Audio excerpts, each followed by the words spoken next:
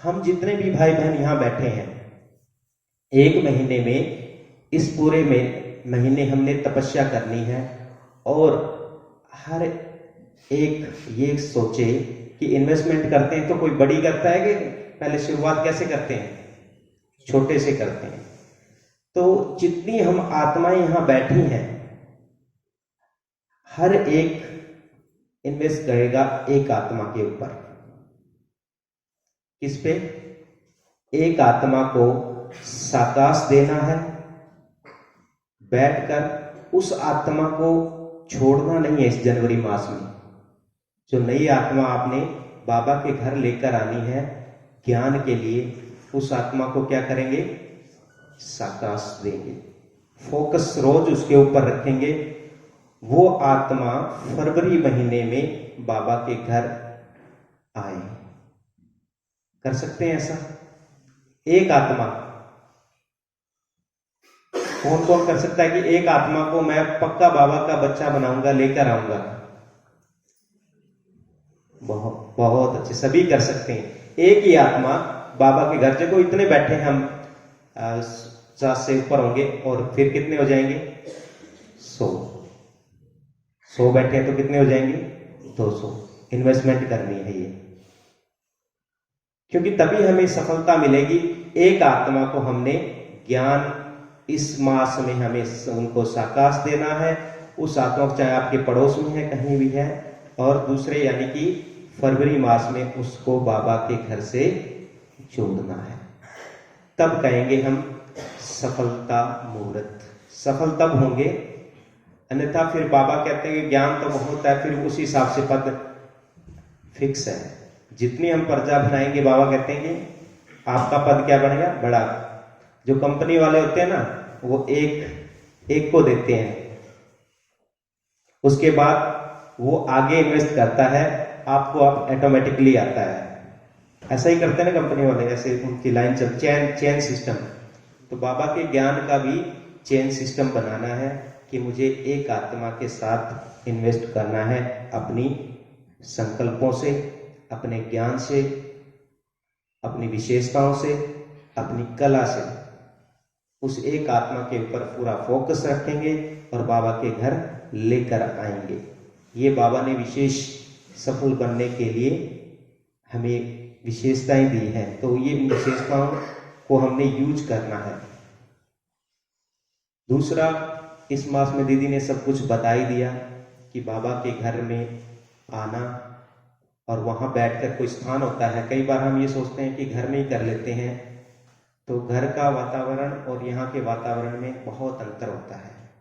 यहाँ संगठन में करते हैं तो वाइब्रेशंस बहुत पावरफुल हो जाते हैं। जैसे आपको पता ही है कि मधुबन में भी हम अलग अलग करते हैं, तो पांडव भवन जाने की बहुत इच्छा होती है कि पांडव भवन जाएं और 4 धाम करें। वही वैसे ही हम यहाँ आए, जैसे भी कई बार ये होता है कि हमारे पास समय कम होता है, तो हम इस अभाव से कहेंगे क्या करें, 1 घंटा तो है ही, कोई बात नहीं, 1 घंटा है तो आने के 10 मिनट, आने के 10 मिनट, जाने के 40 मिनट तो है सफल करने के लिए। तो इसलिए ये ना सोचें कि समय कम है, समय बहुत है, हमारे पास बहुत समय है। हम बच्चों के पास तो बहुत समय है, क्योंकि व्यर्थ में कहीं जाता ही नहीं है। जब व्यर्थ में नहीं जाएगा तो सफल करना है। 1 घंटा भी आपको मिले तो वो भी आपने सफल करना है। दूसरा, जब बाबा के डायमंड हॉल में हम बैठे थे तो ऐसा महसूस नहीं हुआ कि बाबा नहीं आए हैं। ये सामने ऐसे नहीं है, कईयों को ये होता है कि अब शायद बाबा नहीं आ रहे हैं, मुरली ऐसे चलेगी, रिकॉर्डिंग चलेगी। मैं दिल से आपको बताता हूँ कि इतना रुचिक मात्र भी ये नहीं हुआ कि बाबा नहीं आए। ऐसे ही लग रहा था उस डायमंड हॉल में बाबा की प्रवेशता उसी तरीके से बाबा की 15 मणि हुई, दादी के तन में आए और वहीं दादी बैठे हैं और सब बच्चों को मनस दे रहे हैं, सब बच्चों को खुशियां बांट रहे हैं। ऐसी फीलिंग थी, क्योंकि उस डायमंड हॉल में अनगिनत बार बाबा आए हैं, अनगिनत बार। तो वहां का वायुमंडल ही वैसा बन गया है, क्योंकि शब्दों में कहते हैं कि जान होते, जो पॉजिटिव शब्द होते हैं उसमें एनर्जी होती है।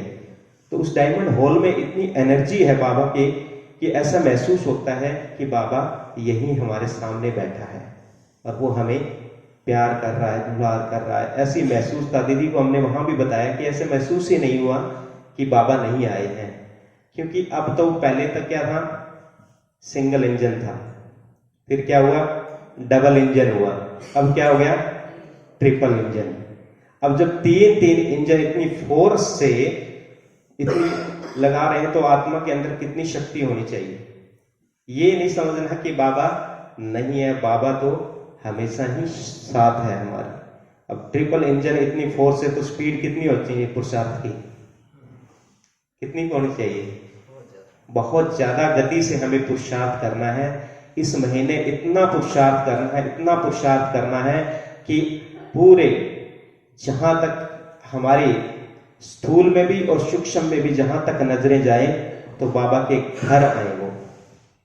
और वो संकल्प याद रखना, मेरे को बड़ी ये रहती है कि हर एक आत्मा हमने जरूर बाबा के घर लेकर आनी है, और दूसरा नहीं छोड़ना, उस आत्मा को नहीं छोड़ना आपने, जिस पे भी फोकस रखा है उसको इस बिजनेस करवाना ही करवाना है, पक्का है ये। क्योंकि कई बार बिजनेसमैन होते हैं ना, वो बड़े उसमें कई युक्तियां लगाते हैं कि बिजनेस को कैसे बढ़ाया जाए। इसलिए हमने ड्यूटी नहीं करनी है, हमने क्या करनी है, कमाई करनी है। और ये कमाई देखना फिर आपको कितना आगे कितना फायदा देगी, कितना आपको प्रॉफिट देगी, आप प्रफुल्लित होंगे।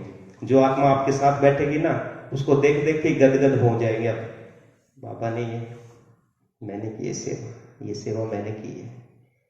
ये भी अपने आप में शुद्ध नशा होता है, ये अहंकार नहीं होगा, वो आपको शुद्ध नशा होगा कि हाँ मेरे थ्रू ये बाबा की बनी, तो आपके खाते में ऑटोमेटिकली ट्रांसफर हो जाएगी मनी।